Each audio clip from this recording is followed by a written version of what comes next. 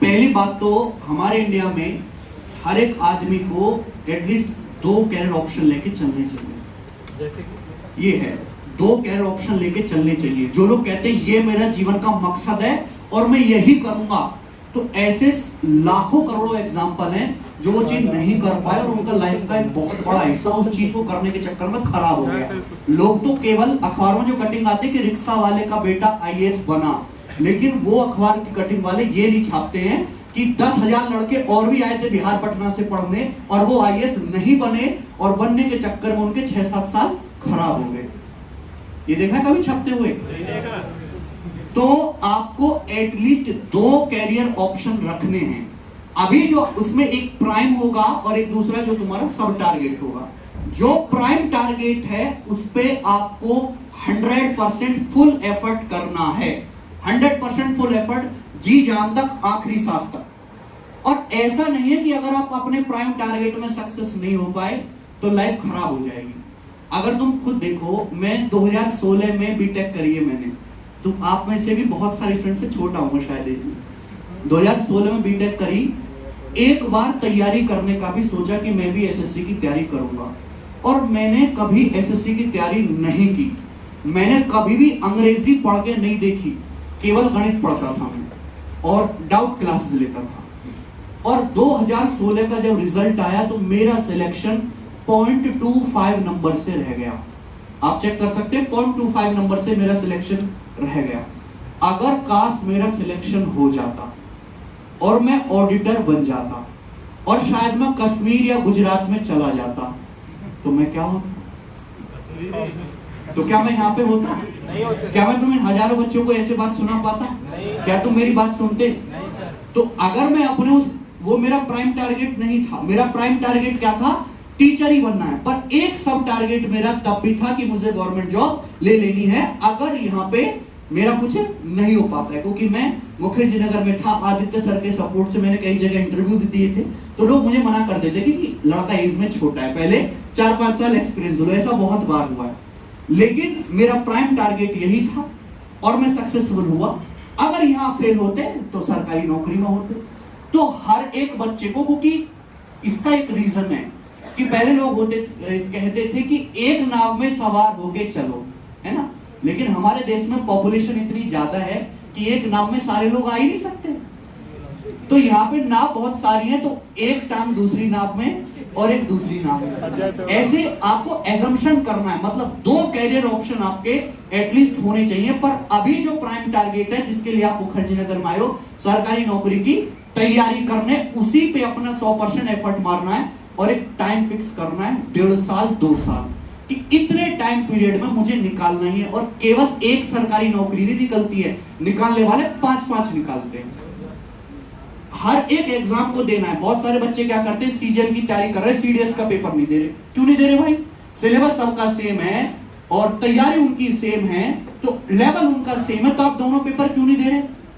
बच्चा पहले से मन बैठा के बैठा कि मैं एमटीएस की तैयारी करूंगा, ग्रेजुएट है, एमटीएस की तैयारी करूंगा। क्यों करेगा?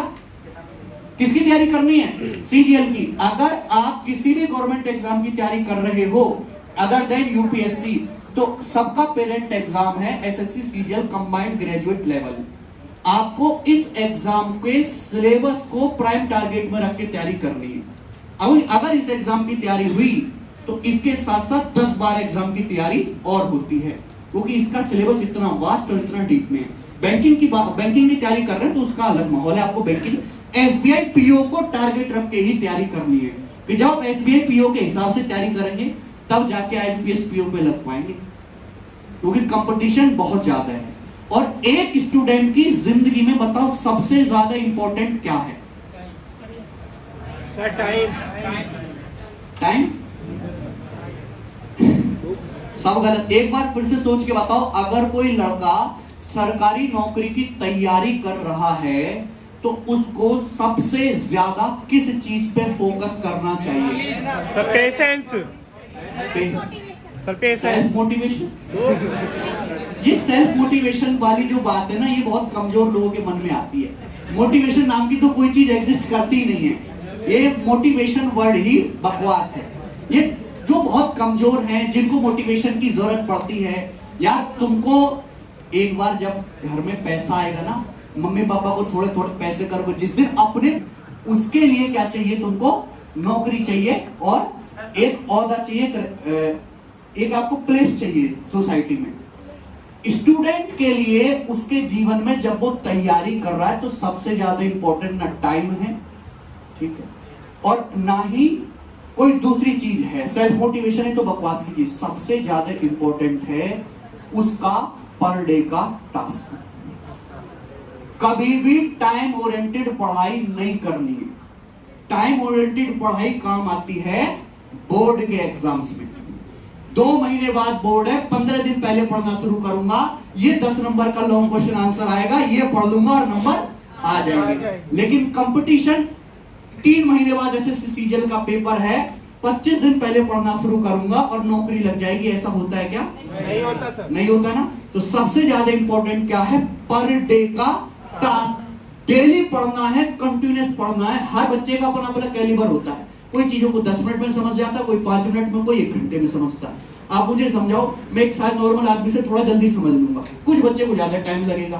तो जिस बच्चे को ज्यादा टाइम लगेगा वो उस चीज पे ज्यादा एफर्ट डाले। पर डे मेहनत करना, टास्क बना के। टाइम ओरिएंटेड पढ़ाई नहीं करनी, क्या करना है? टास्क ओरिएंटेड पढ़ाई करनी है। पर डे टास्क ओरिएंटेड पढ़ाई करके ही सरकारी नौकरी ली जा सकती है। एक ही मूल मंत्र है, मेरे साथ बोलो, पर डे टास्क ओरिएंटेड पढ़ाई करके ही सरकारी नौकरी ली जा सकती है।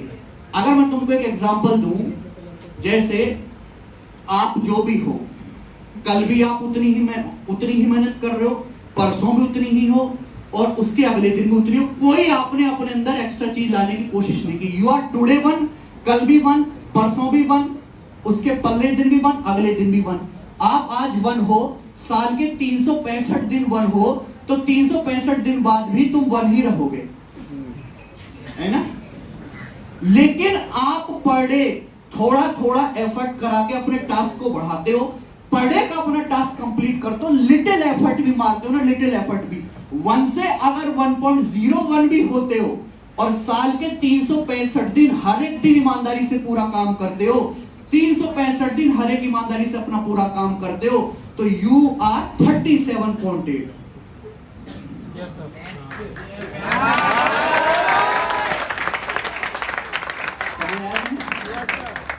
लेकिन वेब सीरीज देख रहे हो, फिल्म देख रहे हो, है ना? एक लाइन है ना, फिल्म चेष्टा इश्क ध्यानम घोर निद्रा तथेव च। ये तुम्हारे लक्षण है ना? वेब सीरीज देख रहे हो नेटफ्लिक्स का, भाई नेटफ्लिक्स का सब्सक्रिप्शन दे दे, आज वो वाली वेब सीरीज आई, ये देख रहे। ऐसे बहुत लोग करते हैं ना।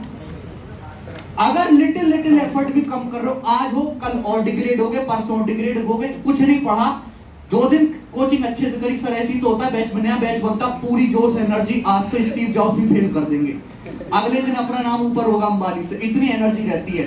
2 दिन बाद कम, तीसरे दिन और कम, चौथे दिन और कम। आप आज 1 हो, कल और कम हो गए, कल और कम हो गए, 0.99 होते चले जाओगे। साल के 365 दिन इसी हिसाब से एफर्ट करोगे तो आप 0 हो चुके हो, 0.025।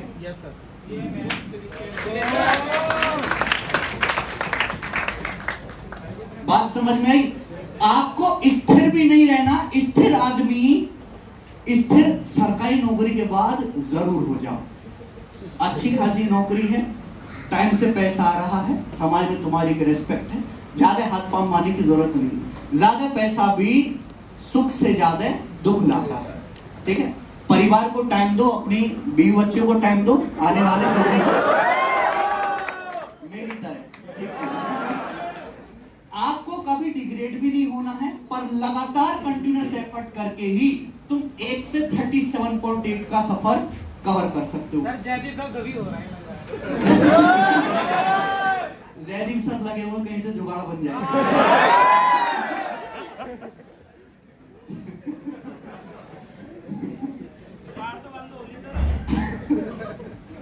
जब भी सुबह उठते हो ना, 5 बजे, 6 बजे, 7 बजे, कोई फर्क नहीं पड़ता।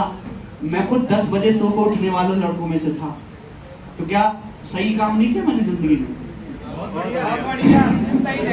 10 बजे उठो, 5 बजे उठो, 6 बजे उठो, 4 बजे उठो, 2 बजे सो, it's totally up to you. Time से कुछ भी मैटर नहीं करता। जब भी सुबह उठो, तो अपना टास्क बना लो कि आज मेरे 24 घंटे का ये टास्क है, मर जाऊंगा, रोटी नहीं खाऊंगा, पानी नहीं पीऊंगा, लेकिन ये टास्क पूरा करके ही सोऊंगा।